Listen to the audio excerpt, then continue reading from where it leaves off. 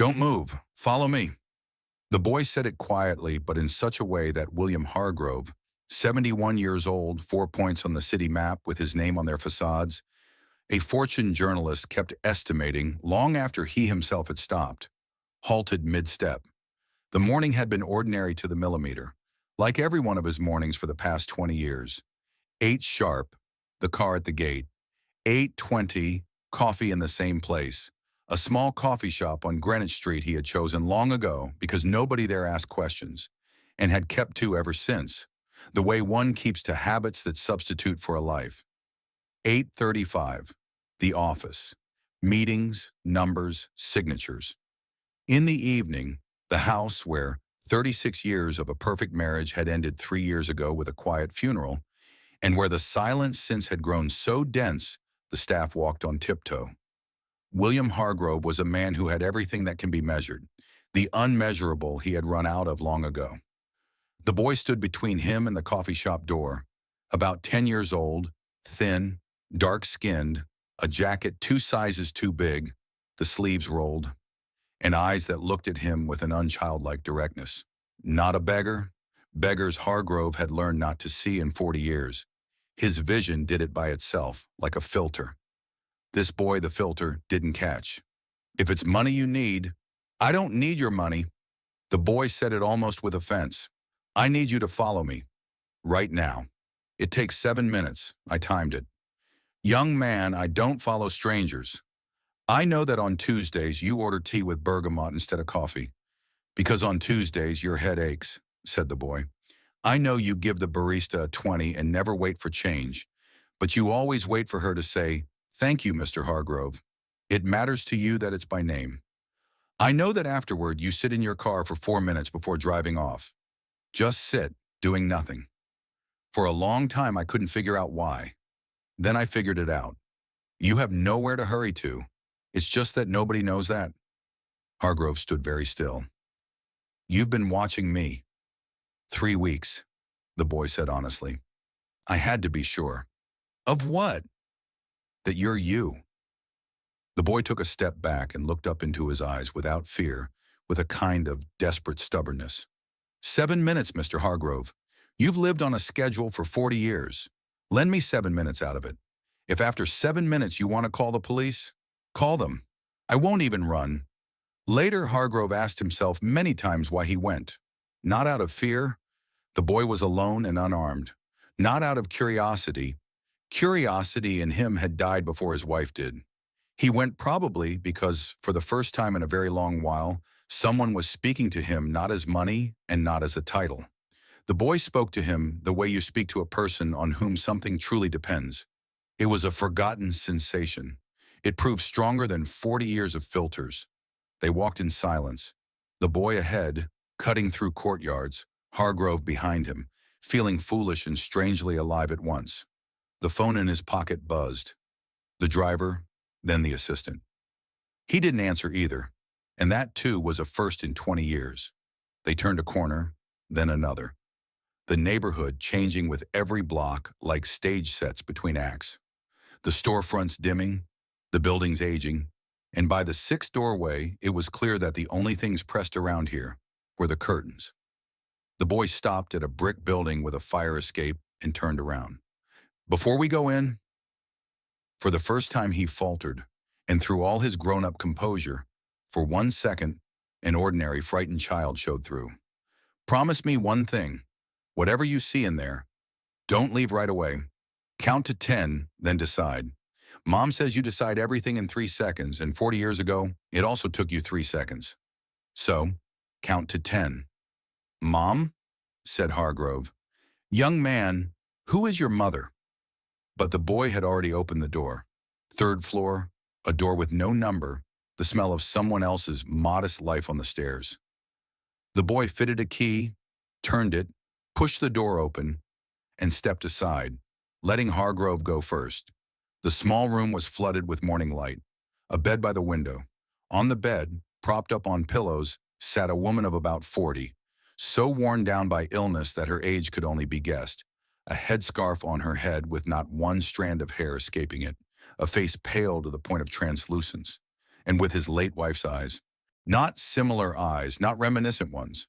Her eyes, the same cut, the same unruly green, the same way of looking slightly up from under the brows that he had seen every morning across the breakfast table for 36 years, and for 3 years now only in photographs. The woman looked at him, and her lips were trembling. "Hello, Mr. Hargrove," she said very quietly. "Forgive Marcus. I forbade him. I only found out yesterday that he'd been following you. He's stubborn, takes after his grandmother, all of it." William Hargrove stood in the doorway of a stranger's room, 71 years old, 4 buildings with his name on them, and could not draw a breath. "Who?" His voice failed. He started again. "Who are you?" The woman gripped the edge of the blanket, looked at her son, then at him. "My name is Grace," she said. 41 years ago, your wife Eleanor gave birth to a daughter, 2 years before she married you. They told her the baby died at birth. They lied to her, Mr. Hargrove. That baby was me." Behind Hargrove's back, the boy said softly, "10 seconds, sir. You promised. I'm counting." For 10 seconds, William Hargrove stood silent. On the 11th, he did not leave.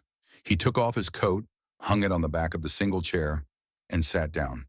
"Tell me," he said, "everything, from the very beginning. As it turns out, I have nothing scheduled today." Grace talked for half an hour, quietly, rationing her breath. And from the way she built her sentences, you could hear a person who had run this account through her head 1,000 times without ever hoping to say it aloud. 42 years ago, Eleanor Whitmore was 19, and she loved a medical student named Daniel Hayes. Brilliant, poor, and black, which for the Whitmore family, old money with very old views, amounted to 3 convictions at once. When the pregnancy came to light, Eleanor was taken away to an aunt on the coast, to a private residence for young ladies from respectable families in unrespectable situations. The birth was attended by their own doctors. Eleanor was shown the child from a distance, for 1 minute, through glass. And in the morning they told her the girl had died, a weak heart. These things happen. "The death certificate was real, with a real seal," said Grace. "My father obtained a copy years later. Real seal, real signature. Only the child it was issued for left that same morning for an adoption agency in the next state, with papers reading, 'Baby girl Grace, parents unknown.' My grandmother paid for both documents at once, for the death and for the life. Bought in bulk, I imagine it came out cheaper." Hargrove sat without moving. Eleanor had told him about the dead child, once before the wedding, looking away. "You should know who you're marrying. I had a daughter. She died." He had taken her hand then and said that her past did not interest him. He had been proud of that sentence for 36 years. Now it sounded like a verdict. Her past had not interested him. So little that he had never asked a single question. "Your father," said Hargrove. "Daniel, what became of him?" "He never believed in the death. Not for one day." Grace looked toward the window. "He told me later. The people who said she died had lied to me 14 times before that. I simply kept counting. He looked for me for 28 years, Mr. Hargrove, without money, without connections, against a family that had both. He became a doctor, worked 3 jobs. Every dollar earned above food went to archives, records requests, private investigators when he could afford them. He found me when I was 29, knocked on my door with a folder of documents he'd been assembling all his life, and the first thing he said was, 'You are not obliged to believe me, but you have her eyes.' And for 28 years, I knew this day would come." "And Eleanor," Hargrove's voice went hoarse. "Why didn't he go to Eleanor? Why didn't you come? She died not knowing. For 12 years, you two knew about each other, and she was alive for 9 of them." "She was alive, He did come," Grace said quietly. The room went very still. Marcus, sitting on the windowsill, stopped swinging his legs. 40 years ago, a year before your wedding, when he'd obtained the first papers from the agency. Not everything yet, but enough to know. I was alive. The Whitmores wouldn't let him near. They knew his face there. So he went to the fiancé, To the young man the papers described as honest and self-made. He came to your office, Mr. Hargrove, in the rain, soaked through, with the folder under his coat. He wrote that evening down in his journal. I'll show you the page. It's held a bookmark for 12 years. Wrote it word for word, because he remembered it word for word until the day he died. Grace took an old oilcloth-covered notebook from the nightstand, opened it at the bookmark, and held it out to him. The handwriting was cramped, a doctor's, hurried. He received me standing, without offering a chair. I said, Eleanor's daughter is alive. I have proof. They lied to her. Call her in. Let her decide for herself. He looked at me for 3 seconds, exactly 3. I counted them the way I count a pulse. Then he opened a drawer, took out a checkbook, and asked, How much do you want? Never to come near my fiancée again? I tore the check without looking at the amount. 2 men walked me out. At my back he said, There will be no more of your kind around her. He thought he was protecting her. He locked her away from the one truth she needed, and threw out the key without ever learning it was a key. William Hargrove held the notebook, and the page trembled faintly. It took him a moment to understand that it was his hands trembling. He remembered. For 40 years he had not thought of that evening, and now it rose off the bottom hole, in every detail, the way a drowned thing rises. The rain, the young black man with what had seemed to him crazed eyes, the wet folder he had never even opened. Eleanor's father had warned him a week earlier. A girl with her history will attract grifters, extortionists, exes. You are her wall now. He had been proud to be a wall. 3 seconds, and the checkbook. He hadn't even retained the name. He had not retained the name of the man who brought his wife, her living daughter. And for 36 years he had slept beside a woman who sometimes woke in the night from dreams she never described. She used to drive out to the residence, Grace said quietly. Every year on my birthday, until the place was old and they tore it down. My father learned it from the caretaker. She would stand at the fence for an hour and drive away. 30-odd years, Mr. Hargrove. She never believed them all the way down. The heart didn't believe. March 23rd, Hargrove said in a dead voice. She went away every year on March 23rd. Said it was to see a friend from boarding school. I sent the driver with her. The driver said she asked to be left alone for an hour. He closed his eyes. I thought I knew everything about my wife. He laid the notebook on the blanket, carefully the way one sets down the breakable. Looked at Grace, then at Marcus on the windowsill, then at her again, searching the worn face for what he had already found in the first second and what no test on earth was needed to confirm. What do you need, Era? He asked. Everything I have is yours by a justice that is 40 years late. Money, treatment, the best clinics. Nothing, said Grace, and for the first time in the conversation there was steel in her voice. Familiar, unbearably familiar steel. The steel of Eleanor Whitmore Hargrove. That's not why I let Marcus. I don't need anything material from you, Mr. Hargrove. Forgive my bluntness. I need the thing that can't be bought. My mother is dead. I was 3 years too late to her. I stood at her funeral behind other people's backs and never stepped forward. You are the only living person on this earth who knew her for 36 years. Her voice wavered and leveled. Tell me about her, what she was like, what she loved, how she laughed. The doctors say my time is countable now, and I want to spend it on the mother I never had. That's all. That's truly all. Marcus on the windowsill was studying the window with great diligence, and down his cheek crawled a line he did not wipe away so that no one would notice. William Hargrove, a man who had everything that can be measured, sat on a rickety chair in a room that held more of the unmeasurable than all 4 of his buildings combined, and understood that he was about to say words that would change the remainder of his life. I will tell you everything, he said, but I have a condition, Grace. The story is long. 36 years is a very long story. He leaned forward. So you will listen to it for as long as it takes to tell. Years if necessary. And for that, you will allow me to bring the best doctors in this country here, not instead of the story. For the story. I am 71, you are 41, and I refuse to be late in this family ever again. The doctors came a day later. 3 of them the best in their fields. And William Hargrove did something he had never done. He sat in the hallway of a stranger's rented apartment on a stool a neighbor had brought and waited the way ordinary people wait. Marcus sat beside him. For the first 20 minutes they were silent. Then the boy said, looking at the wall, "Lymphoma, stage 4, but the doctor at the free clinic said, the kind that can be treated.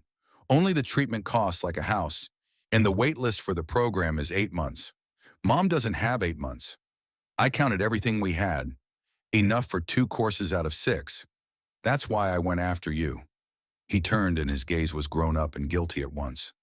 Mom really didn't know. She'd never have allowed it. She's proud, like, he searched for the word, like you, only without the buildings. "You did the right thing," said Hargrove. "Remember that, in case she scolds you. You were told so by a man who spent 40 years doing the wrong one. I have a trained eye for the difference." Professor Cato came out an hour later and spoke the language Hargrove understood best of all, the language of numbers. An aggressive form, a late stage, but responsive to protocol. The odds, around 40% with an immediate start. The word immediate, the professor pronounced twice. "Start today," Mrs. said Hargrove. "Mr. Hargrove, there is a nuance. The patient refuses. She says she consented to an examination, not to treatment at your expense." Hargrove went into the room alone. Grace sat on the bed, stubbornly straight-backed, and for the second time in 2 days he saw Eleanor. She used to straighten exactly like that before every argument she had no intention of losing. "Grace, you said you wanted stories about your mother. The first story comes now. Listen." He sat down on the chair. "A year after our wedding, I went under. Not stumbled. Went under completely. The construction site froze. The bank was taking everything, the house included. I drew up a plan, a divorce, so the debts wouldn't touch her. Her family would arrange it all. I laid the papers in front of her, very proud of my nobility. Eleanor read them, tore them in half, and said a sentence I forbid myself to forget. 'Don't you dare decide for me what I'm to be rescued from. It's my life, and the troubles in it are mine too.' Then she sold her grandmother's jewelry and made the first payment on my debts." Hargrove leaned forward. "Your mother never let anyone turn pride into a wall. Not me then. Not you now. You are not refusing my money, Grace. You are refusing time for her stories, and I will not permit bargaining with her daughter's time. This is the last money I will ever get to spend on Eleanor. Don't take it from me." Grace was silent a long while. Then she said, quietly aside, exactly like her mother, "Did she really sell her grandmother's jewelry?" They later offered to sell it back to her at 3 times the price. She refused, said, "Things that have been right once don't get returned." Hargrove stood. "The course starts today. The room is being prepared. Marcus moves in with me. That is not up for discussion. The school is 2 blocks away. And Grace, in my house there are 36 years of her things, letters, and photographs that I have not been able to sort through alone for 3 years. I need the family's help." The word family he said aloud for the first time in 3 years. It came easier than he'd expected. The world of William Hargrove noticed the changes on the 4th day. First, security. The chief of his detail delicately reported that the principal has been visiting an address on the east side characterized by, and was sent to characterize something else. Then, the board. Hargrove postponed 2 meetings which had not happened since the funeral. Then, Victor Lang, head of the legal department, 30 years at Hargrove's side, a man with professional suspicion where his blood should have been. Lang did what he was paid for, a quiet background check. And on the 5th day, he laid a folder on Hargrove's desk with the face of a man saving a drowning friend. "William, I hate to say this, but you are being worked. A classic scheme, a terminally ill daughter, a touching child, refusing money to build trust. The textbook, page 1. I pulled the archives." He opened the folder. "Daniel Hayes. This man already came at you once, 40 years ago, with the same legend about Eleanor's living daughter. We still have the security report. Attempted extortion, presented forged documents, escorted from the premises. Your own security, your own record, William. 40 years later, his daughter shows up with the same fairy tale. At a widower, at money with no heir. I've already ordered a full investigation, and I recommend immediately. Victor. Hargrove was looking at the folder. Who wrote that report? The chief of security, as procedure required. Based on the statement of. Lang glanced at the page and stopped for a fraction of a second. Your statement, naturally. You were the only one who spoke with him. So 40 years ago, I declared a man an extortionist in 3 seconds without opening his folder. Hargrove said evenly. And my system has preserved my mistake as a fact for 40 years. And now you bring me my own lie as evidence. Beautiful, Victor. That is exactly how walls work. I've been thinking about walls a great deal lately. He pushed the folder back. Stop the investigation. William, with all respect, you are in no condition to. At least a DNA test. One test, and everything's clear. DNA will say she is Eleanor's daughter. I know that without a test. I woke up next to those eyes for 36 years. Hargrove paused. But you're right about one thing. Clarity is needed. Not for me, for all of you. So here's the directive. There will be a test. By the book, with her consent, Eleanor's belongings remain. And along with the test, you will prepare another document. The public recognition of Grace Hayes as the daughter of Eleanor Hargrove, and changes to the will. Lang sat down. You understand what will start? The press, the board, the distant Whitmore relations, who've been waiting 20 years for. William, this is war. Excellent, said William Hargrove. And for the first time in a week, he smiled in a way that made Lang remember him at 30. 40 years ago, it took me 3 seconds to show the truth the door because I was afraid for my family from the wrong side. Now the truth has come back. It has lymphoma, a 10-year-old son, and my wife's eyes. Let the war come, Victor. This time I know which side I'm on. And that same evening, in an apartment across the city, an older woman with a very straight back, Catherine Whitmore Blake, niece of Eleanor's late mother, steward of what remained of the Whitmore family trust, listened to a telephone report, thanked the caller politely, and sat by the window for a long time. Then she dialed a number. Gerald, it's Catherine. We have a 40-year-old problem, well-aged. You remember the story Aunt ordered buried? Yes. It has dug itself up, and it is currently standing at a dying woman's bedside, with Hargrove's checkbook at the ready. A pause. No, it's too late to pay. Now there is only discrediting. Find me everything on this Grace Hayes, and prepare the press. If the world decides she's a con artist, no one will dig for the truth. People adore stories about scheming women. Give them one. The article ran on Monday, the 6th day of treatment, and its headline was calibrated like a verdict. The Dying Daughter. A last con at a lonely billionaire's bedside. The work was professional. Catherine Whitmore Blake paid for the best. Not one statement you could sue over. Only questions, each a needle. Why did the daughter surface precisely after the death of Eleanor Hargrove? Why was a child sent to the billionaire first? A proven technique on the elderly. Why had the Whitmore family never heard of any granddaughter? And the closing chord, engineered for readers' tears. And might the illness, if it exists at all, prove a convenient way to avoid scrutiny? By noon, 6 outlets had reprinted it. By evening, photographers were staking out the hospital, and one of them caught Marcus leaving after school with his backpack. The shot ran captioned, "The scheme's youngest participant." At school the next morning, Marcus was greeted by a printout of that page taped to his locker. He came home with a split lip and a torn sleeve, and answered every question with "I fell." Grace called Hargrove from her hospital room that same evening. Her voice was level, with that particular levelness behind which he had already learned to hear the worst. Mr. Hargrove, William, I'm asking you to stop, not the treatment, the publicity. Withdraw the recognition, cancel the statements. Let me stay a patient you helped out of charity. I've lived 40 years without the Whitmore name. I'll manage the remainder. But my son is being met at his locker with a newspaper, and that price I will not pay. Not for any name. Grace? My mother stood at that fence for 30 years and never went in, said Grace. I used to think she was weak. Now I think she simply knew this family. Some doors are correct not to open, William. There are no people behind them. There is a trust fund with lawyers. Hargrove put down the phone and sat a long time in the dark study. Then he called Lang. Victor, remember you said, war?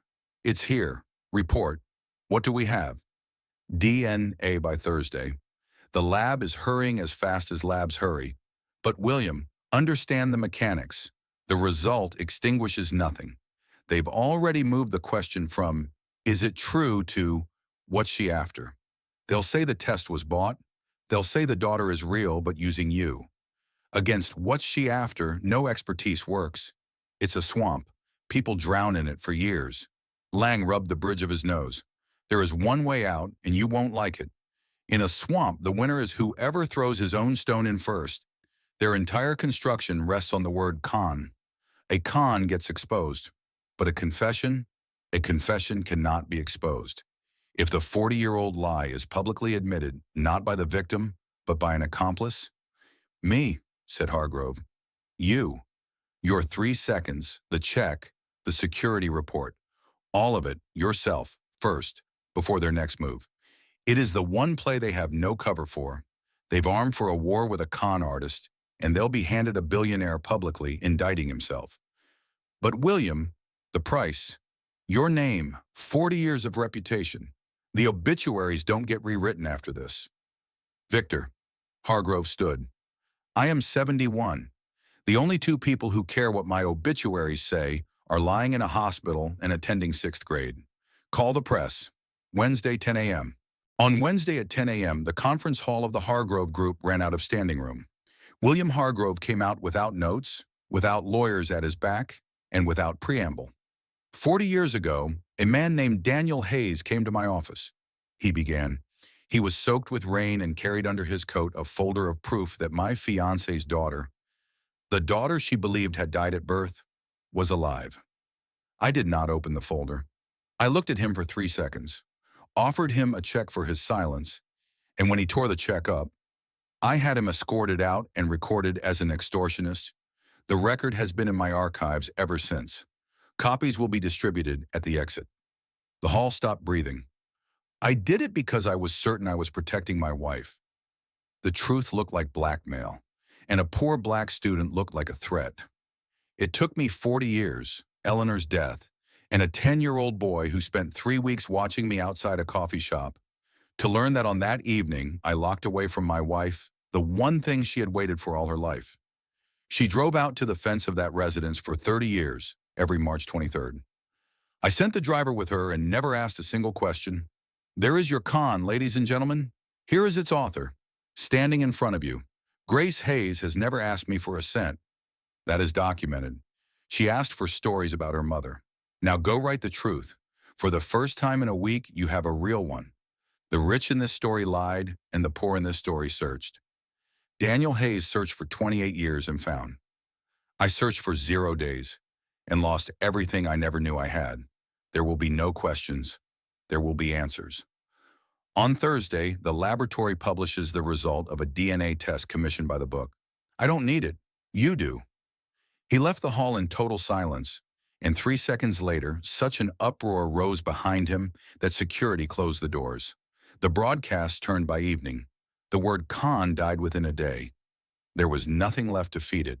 In its place, the country retold 3 seconds, the torn check, and March 23rd. One page of Daniel Hayes' journal, with Grace's permission, was shown in the evening news in close-up, and by morning the line, "He threw out the key without ever learning it was a key," was everywhere. On Thursday, the laboratory confirmed probability of maternity, Eleanor Hargrove, 99.99%. And on Friday morning, Catherine Whitmore Blake, who had canceled all her calls, was sitting by the window with a cup of cold tea when Gerald laid the latest press summary before her and said carefully, "Catherine, the coverage has flipped. Continuing head-on is suicide. But there is one last position. Eleanor's estate, her share in the Whitmore Trust. If Grace is recognized as her daughter, she is an heir of the first order, and she will claim it. That's tens of millions, Catherine, and it's the only thing we have left to defend." I found an angle. The aunt's archive. The one that was ordered buried. The residence's documents are in it. Every last one. Catherine was silent, looking out the window. Gerald, she said at last, have you read them yourself? The buried documents? No, your aunt's seals. I didn't dare. Neither did I. 40 years. Catherine set down her cup. Bring me the archive. Before I defend the last position, I want to know what exactly it is we are defending. One question has been keeping me up all week, Gerald. If Aunt bought two documents, a death and an adoption, then why in every family telling was there always only one girl?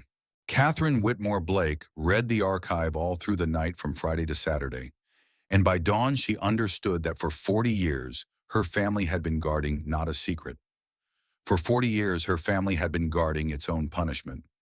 The box was sealed with the personal seal of Aunt Constance, Eleanor's mother, the woman the family had called the Whitmore backbone, and obeyed until her death 8 years ago. Inside lay 3 layers of paper, and each was worse than the one above it. The first layer Catherine expected, the documents of the Marywood residence, the confidential accommodation agreement, receipts, the adoption agency's papers from the neighboring state, baby girl Grace, parents unknown. Everything that confirmed Grace Hayes' story to the last comma and buried the trust's last position forever. The second layer stopped Catherine in the middle of the night. The death certificate, the real one with the real seal, had not been issued for a girl. Infant Whitmore, male, lived 9 hours, congenital heart defect. Catherine read it 3 times. Then she found the delivery record in the same envelope, and everything fell into place with a quiet, sickening click. Twins. Eleanor had delivered twins, a boy and a girl. The boy died at dawn. Truly, blamelessly, these things happen. And Constance Whitmore, standing over those 2 documents, a real death in a real life, made a decision at the speed her great-niece now recognized with a shudder. The family speed, 3 seconds. The daughter was shown the dead boy from a distance, in a swaddling blanket, and told the girl didn't survive. One real death was draped over both children. The living girl was driven away in the morning. The lie received an authentic seal, which is why it held for 40 years. Half of it was true.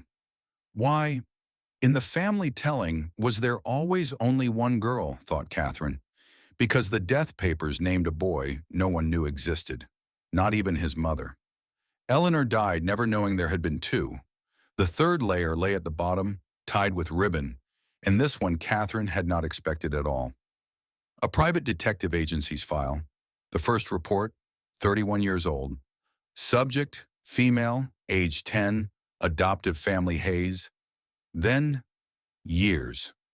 School photographs taken from a distance. A report card, obtained who knows how. A clipping about a graduation. A marriage license. A first job. Constance Whitmore, who had buried her granddaughter on paper, had paid for more than 20 years to know everything about her, and never once took a single step closer. And between the reports lay a photograph over which Catherine, a woman with a very straight back, wept for the first time in many years. Taken with a long lens, the fence of the Marywood residence, and at the fence a woman in a blue coat. Eleanor, past 40 by then. On the back, in Constance's cramped, aging hand, March 23rd, she is there again. She goes every year. God, what have I done? The mother knew the daughter went to the fence. The daughter never knew the mother knew. Both kept silent all the way to their graves, in a house where dinner conversation was about the weather, and last a sealed envelope. The inscription, for Eleanor's daughter. If someone is ever found with the courage, I was not. On Monday morning, an older woman with a straight back and a box in her hands entered Grace Hayes' hospital room. The security Hargrove had posted requested confirmation. Hargrove, glancing at the monitor, said, "Let her through. Alone." "You're Catherine," said Grace. "I saw you at my mother's funeral. You stood in the second row and held your back exactly the way you're holding it now. And you stood behind other people's backs and never stepped forward. It runs in the family," said Catherine. "For generations, we stand one step from the thing that matters most, and we hold our backs. I've come to put an end to it.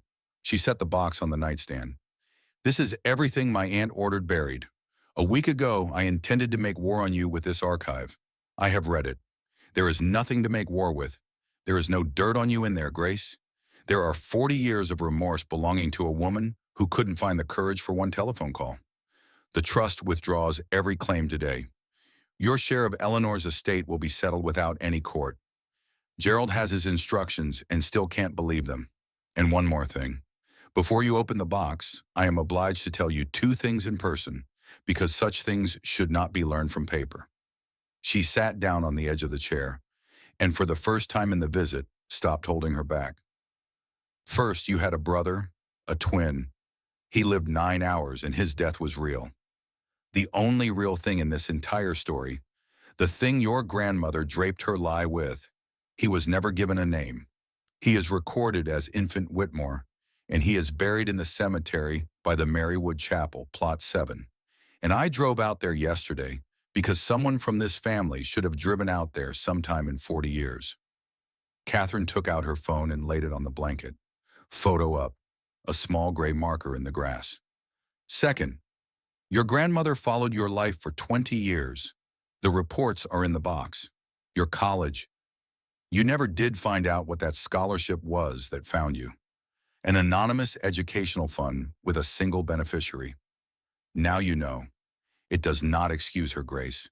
Nothing excuses her. But you have the right to know that you were loved, timidly, from a distance, hopelessly, but every single year of your life. Grace sat very straight, holding the envelope inscribed about courage, and was silent a long time. Marcus used to ask me when he was small, she said finally, why everyone had grandmothers and he didn't. I told him, that's how it goes sometimes. She looked at Catherine. It turns out he had two, and both watched from a distance. One, 30 years at a fence. The other, 20 years through a detective. What kind of family is it, where love is only possible from a distance?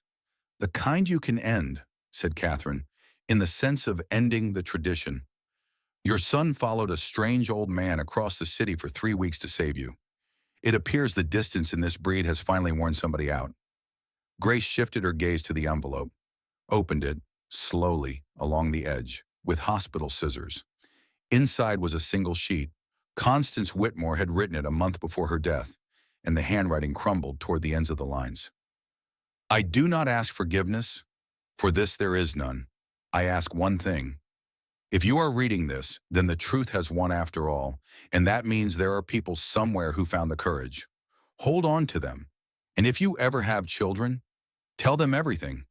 In our family, secrets live longer than people and feed on them. I fed this one for 40 years. With myself, with my daughter, with you. Bury it hungry. See, that evening when Hargrove came to the hospital, Grace handed him the letter, waited while he read it, and said, William, my 4th course is Saturday. The doctors say the numbers allow a short trip before it. I want to go to the coast, to Marywood. She paused. I have a brother out there who's had only strangers visit him for 40 years, and a fence my mother stood at for 30. Take Marcus. It's time somebody in this family walked inside. The coast was 4 hours' drive, and William Hargrove took the wheel himself for the first time in 20 years. He'd dismissed the driver the night before with a brief explanation. Family trip. The car he took was not from the garage with the emblems.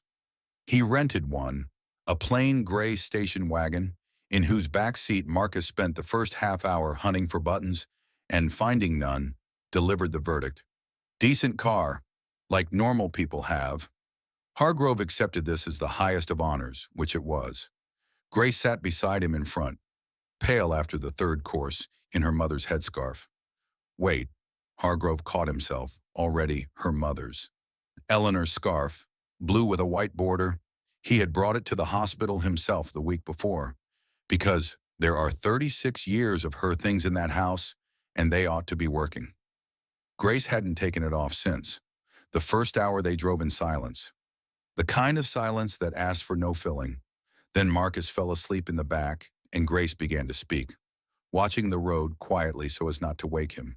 You never asked about my father. Everyone asks how he died. You didn't. I only ask what I have a right to, said Hargrove. To your father I have no rights. I put him out into the rain.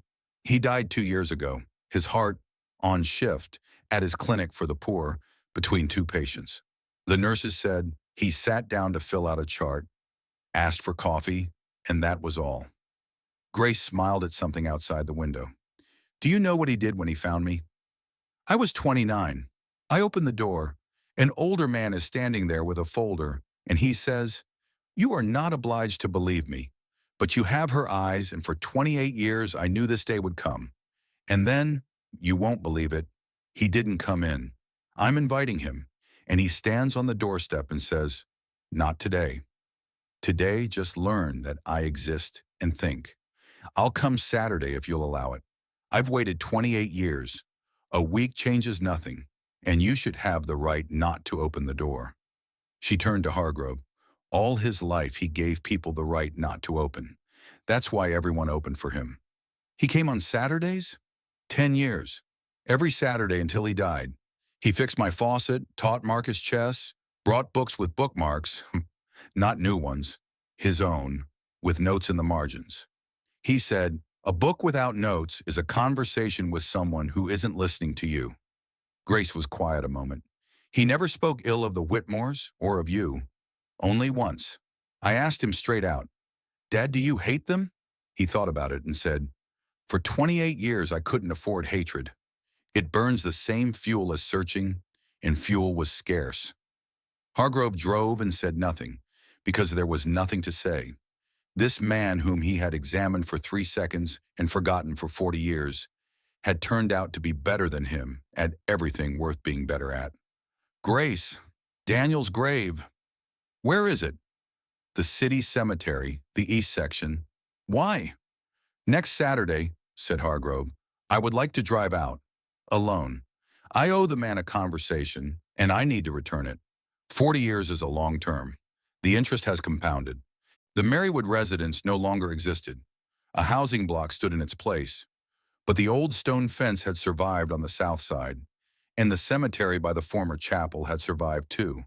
Small, tended by the parish under 3 old elms. They found plot 7 by Catherine's photograph, a gray marker shorter than the rest. Infant Whitmore. 2 dates 9 hours apart.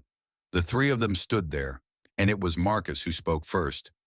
Is he really my uncle? So little. And an uncle. An uncle, said Grace. Then why no name? Everyone has a name, and he's got a plot number instead of a name. That's not fair. It's not fair, Grace agreed, Marcus thought.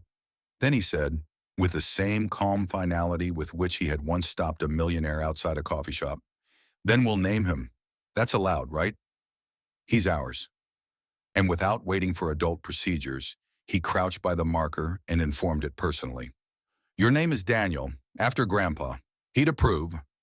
He took everyone into the family, even me, and I was born at a complicated time. So now you're Daniel Whitmore, and you have a nephew. That's me. Grace turned away toward the fence. Hargrove put a hand on Marcus's shoulder and kept it there until his own throat unlocked. The new marker, Daniel Whitmore, beloved son and brother, 9 hours of this family, was ordered that same day at the parish workshop. Hargrove paid in advance and doubled the sum for the upkeep of the whole plot, and the caretaker, a local old man, nodding, said a sentence that froze all 3 of them. Good, because one lady used to come all those years, always to the fence, only ever to the fence, never once inside. At least somebody made it all the way. A lady, Grace asked quietly. In a blue coat. In a blue one, the caretaker said, surprised. You knew her? Came every spring, on the 23rd. I could set the calendar by her. Stands an hour at the south fence, and back she goes. Once I went out to ask if she needed help, and she says, Thank you, I'm just visiting. I'm not allowed any farther. I didn't understand it then. How's that? Not allowed, the gate's open. And she smiled so. The old man searched for the word, guilty-like, and I never asked again. Hasn't come in 5 years or so. Passed on, I suppose. Passed on, said Hargrove. 3 years ago. Well, there it is. the caretaker said simply. And you've made it in for her then. That's how it works. I've been 40 years on a cemetery. Some never make it inside, but then theirs do. Rarely the other way around. On the way back to the car, Grace stopped at the south fence, at the place where her mother had stood. Stood a moment, one hand on the cold stone, then said, "Not to Hargrove, not to Marcus, to the fence. Mom, we went in. It's done, you hear? We go in now." In the car, Marcus, buckling up, asked in a businesslike tone, "Are we coming back?" To Daniel. "He'll get bored by himself. He's little." "Every March 23rd, said William Hargrove and started the engine. "It's a family date now. Only, unlike the old days," he glanced in the mirror at Marcus, then at Grace. "We will be going inside and talking out loud. This family has a new rule. Everything. Out loud." "Everything, everything," Marcus clarified from the back seat. "Everything, everything." Then out loud. "I'm hungry, and Mom has to eat every 3 hours after chemo, and you both forgot. I can see it on your faces." And the gray station wagon, perfectly ordinary like normal people have, rolled toward a roadside diner, carrying a family that a week ago had not existed on any document, and that now existed, ate pancakes by the window, argued about maple syrup, and talked out loud. On Saturday, William Hargrove drove to the east section of the city cemetery alone, with an umbrella he never opened, though it rained the whole way. He stood at a plain marker reading Daniel Hayes, physician, bareheaded and wet, and spoke aloud, for the first time in his life talking to a stone and not feeling foolish.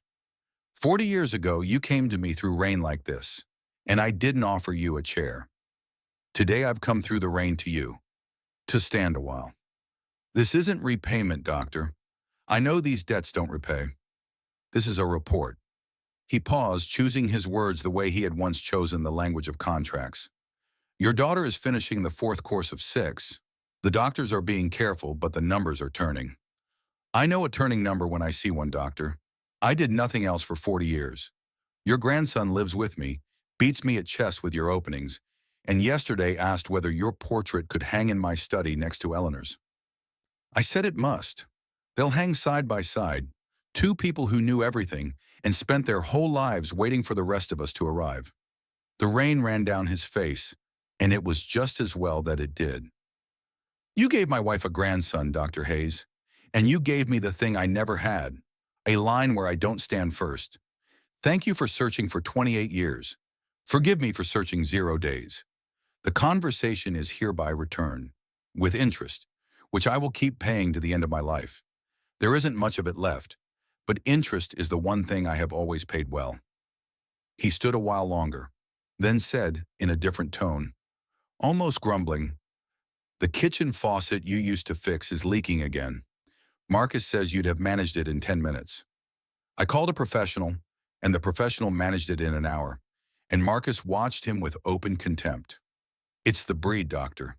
Nothing to be done about the breed." The 6th course ended in December, and in January, Professor Cato pronounced the word that in oncology stands in for the word miracle, because doctors are superstitious. Remission. "Complete?" asked Hargrove. "Complete. We monitor for 5 years, but, Mr. Hargrove," Cato allowed himself a smile, "I have seen a great many 40%s. This one won on more than chemistry. The patient had something to do it for, and that is a compound we haven't synthesized yet." Grace was discharged on a Thursday. 3 people waited outside the hospital. Marcus with a sign reading, "Mom, you're the champion." Spelling check by Hargrove. The letter size Marcus had refused to negotiate. Catherine with her straight back and a bouquet entirely indecent for that back, and William Hargrove at the open door of the gray station wagon. The same one. He had bought it outright from the rental company, plunging the company into bewilderment and Marcus into rapture. In the spring, the family finished 2 pieces of business, one for each surname. The first, Eleanor's share of the estate, settled by the Whitmore Trust without a single day in court, went in its entirety where Grace directed it. And Catherine, on hearing the destination, laughed out loud for the first time in Gerald's memory. Daniel Hayes's clinic for the poor, the one where he had died between 2 patients, received a new building, new equipment, and an endowment built to last a century. Over the entrance, they hung a sign, the Hayes Whitmore Clinic. Two names that had been kept on opposite sides of a fence for 40 years now stood joined by a hyphen above a door that admitted everyone. Mother would have approved of the hyphen, Catherine said at the opening. Mother would have asked why the letters aren't gilded, said Grace, and the two Whitmore women laughed hard enough that Marcus turned around to check on them. The second piece of business took 1 hour of court time. William Hargrove formally adopted Grace Hayes, a 42-year-old woman in remission, with her full consent, into the open laughter of Marcus, who spent the whole hour whispering questions about whether this made him his own great-uncle twice removed. The judge, reading the file, took off her glasses and said that in 30 years this was the second time she had processed the adoption of an adult, and both times the clerk had cried. Grace kept her father's surname, Hayes. Hargrove had insisted on it himself. This story has already had too many children's names changed without asking, and on the 23rd of March, the gray station wagon drove toward the coast again. There were 4 of them now. Catherine had become part of the standard set, occupying the back seat next to Marcus and losing to him at the license plate game the entire way. At the south fence of the former Marywood residence, they did not stop. They walked past it, through the open gate, inside under the 3 old elms, where on plot 7 stood a marker with a name. Daniel Whitmore received flowers, a full report of family news from his nephew, 1 school fight over mom, a single occurrence, not to be repeated, a new bicycle, Grandpa's chess set, and a promise to come back in the summer. On the drive home, Marcus, watching the window, asked, "Why do we come on the 23rd? It's a sad day. The day everybody got lied to." The car covered a kilometer before Hargrove answered, "Because your grandmother Eleanor drove to a locked fence on this day for 30 years, alone in secret, not knowing the truth. We drive to an open gate, together, and knowing everything. It's the same day, Marcus, but we have out-argued it. You don't get to choose your dates. You get to settle accounts with them. Remember this, you cannot cancel the day a family was broken, but you can appoint it the day the family gathers." Marcus considered this with the full gravity of his 11 years. The birthday had come over the winter. "Then we need pancakes," he ruled. "At that diner. If the day is ours now, it has to have its own pancakes. That's the law." "That's the law," agreed William Hargrove. In the gray station wagon, perfectly ordinary like normal people have, carried away from the old fence a family that had begun with a 10-year-old boy saying 5 words to a stranger outside a coffee shop. "Don't move. Follow me." William Hargrove, a man who had everything that can be measured, thought about those words often now. All his life he had moved, by schedule, by the numbers, 3 seconds to a decision. And he had begun to live on the morning he stopped and followed what cannot be measured. At the diner, by the window, an argument about maple syrup was in progress. Outside, spring was starting. The day the family was broken was finishing its lawful pancakes. Out-argued, claimed, family-owned. The secret lay in the cemetery under 3 elms. Hungry.